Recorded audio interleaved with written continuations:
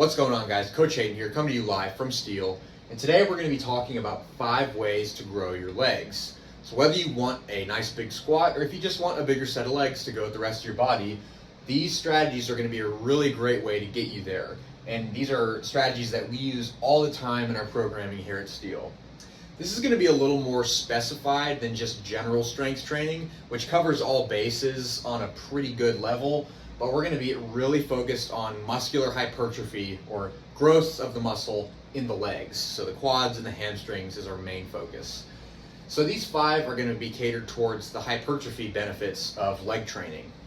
First is more volume. So if you remember from our last program, if you've been here at Steel since then, was very overhead press specific. So we had lots of overhead press movements. But one thing you may have noticed is at the beginning of the program, the volume or the accumulated sets and reps for each exercise was pretty high. We were doing like 4 sets of 8, 4 sets of 10 on the smaller movements. And then as we move through the program, we get down maybe towards sets of 6, sets of 5, sets of 4, and then the volume slowly begins to taper down. But that's because at the beginning of the program, you are building a base of general preparedness. You are building some muscle, and then as you round out and get closer to the end of the program, that volume goes down as we get closer and closer to producing higher amounts of force, to where at the end of the program, you're testing out the overhead press or whatever the main lift is that you're preparing for. In this case, when we are talking about hypertrophy, generally speaking, more volume, accumulating volume over time is what's going to help us do that. And one strategy that you can implement to accomplish this is increasing your frequency. So let's say that you are training right now and you are only training your legs 1 time per week. So you're squatting, you're doing other leg movements, but that's it, just 1 day a week.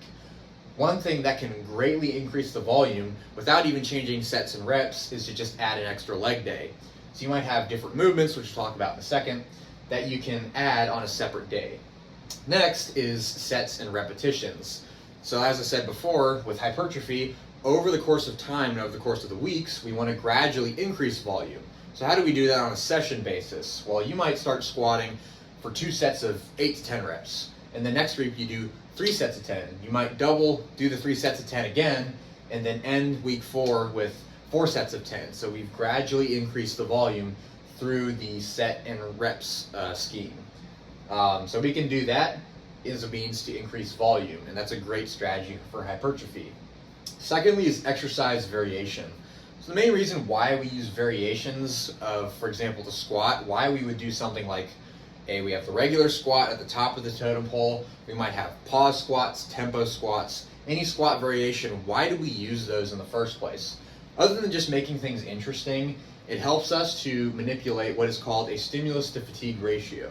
We've mentioned this in other videos on the channel, but for those of you who are not familiar, a stimulus to fatigue ratio is the ratio of the amount of potential for muscle growth you get out of an exercise in comparison to the fatigue that you have to dish out in order to get that stimulus. So for example, let's take a barbell squat.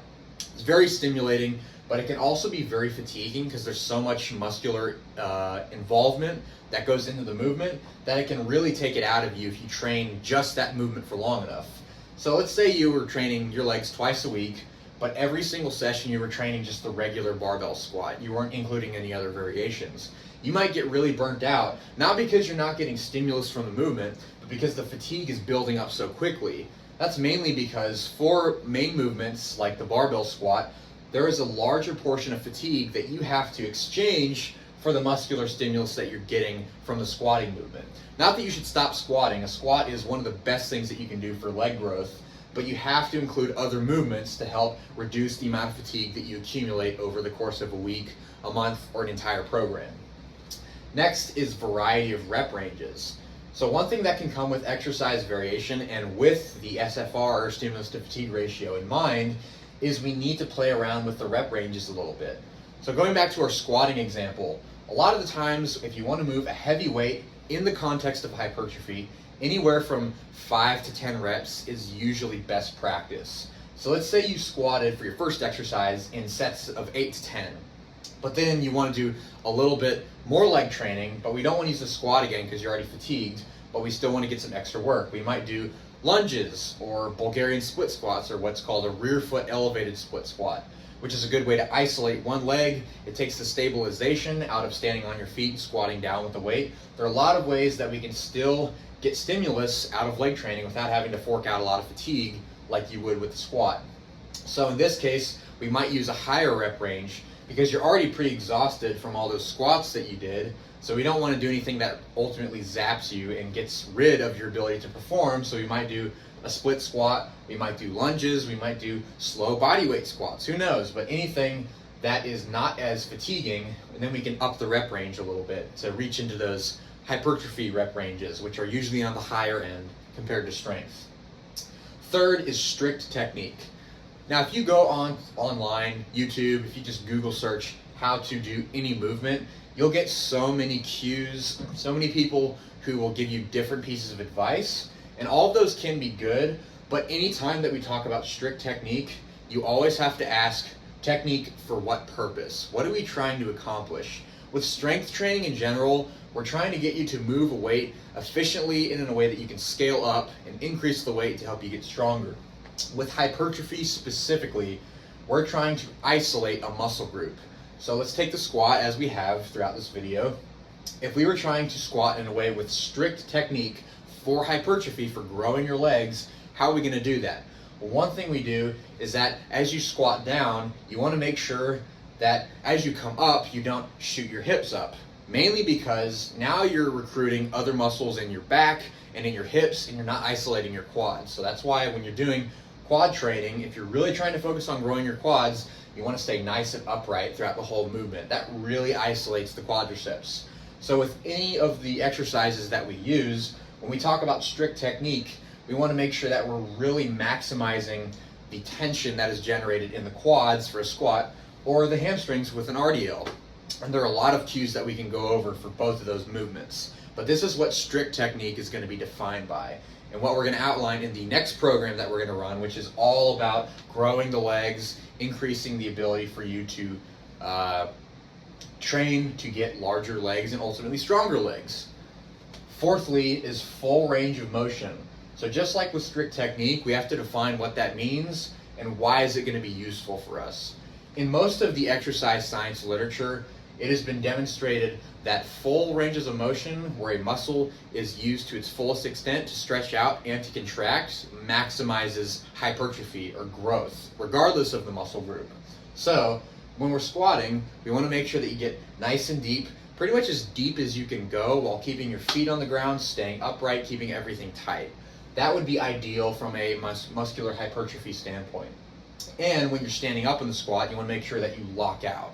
Where you stand all the way up, your knees lock, your hips are pushed all the way through, and that's the top of your squat. Mainly because when you don't stand all the way up in your squat, or if you don't squat all the way down, there are motor units that you are not recruiting in that last couple of inches towards the bottom, or that last couple inches when you stand up. And that can mean that there are muscle fibers that you're not training, you're not stimulating them enough to produce maximum amounts of growth. So you want to make sure that you get all the way down, all the way up, regardless of the movement, even if it's a rear foot elevated split squat, a lunge, anything that involves leg training. Fifth and lastly is controlling the eccentric motion. So taking the squat again as an example, when you're going down, you want to make sure that you go down slowly. The descent needs to be slow. It doesn't need to take 15 seconds or 10 seconds to go down, but as you squat down, think about what you're trying to do. You're going to do slow control. Again, you don't want to rock it to the bottom, but you don't need to go as slow as possible. Just nice, slow control, maybe a 2 or a 3 count. Brief pause at the bottom, and then stand up. Keeping in mind that you want to keep your back nice and rigid, pretty upright because we're trying to isolate the quads. But this is what a slow eccentric means. It's anything that lengthens the muscle. Because as you squat down, your quads are being stretched. And that slow, controlled stretching motion is great for hypertrophy or for growing muscle. And if you take like an RDL, as you push your hips back and you go down, when you go slow on the motion, it brings about that same effect. So you want to make sure that we control the eccentric motion. All 5 of these principles are going to be integrated into our next program. And moving forward, just with hypertrophy or growing muscle in general, if that's something that you want to prioritize over just strength training and moving maximum amounts of weight, then these are principles that you're going to need to use eventually. It should be noted, though, that this is a pretty specialized subject and usually relevant for people after they've been training for a certain amount of time. If you're just starting out, then getting the movements down, getting your technique down, and just starting to move weight, getting more active is all you need to worry about. And that's what we cover in our first couple workouts when you come on as a new client. Doing your workout A and your workout B, you run that for a while, you run through one of our first programs, and you don't need to think about any of this. It's until later, if you want to focus on growing muscles specifically, these are the principles that you'll need to go back to. Thanks for tuning in. See you next time.